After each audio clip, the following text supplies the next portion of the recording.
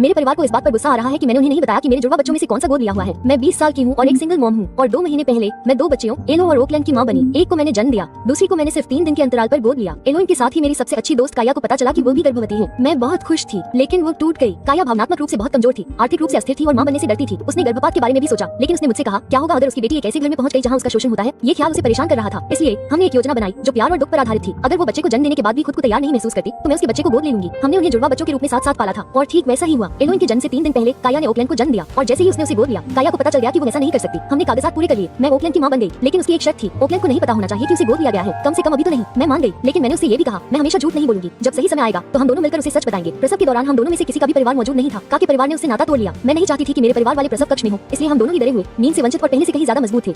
उद्धरण चिन्ह। एक हफ्ते बाद मैंने अपने परिवार को बच्चों से मिलने के लिए बुलाया। मेरी दादी अंदर आई, लड़कियों को देखा और पूछा तुम्हारी कौन सी है। मैंने मुस्कुराते हुए कहा दोनों हैं। उसने आंखें घुमाई। समझ रही हो? मैंने दोहराया वे दोनों मेरी बेटियां हैं। लेकिन फिर मेरे माता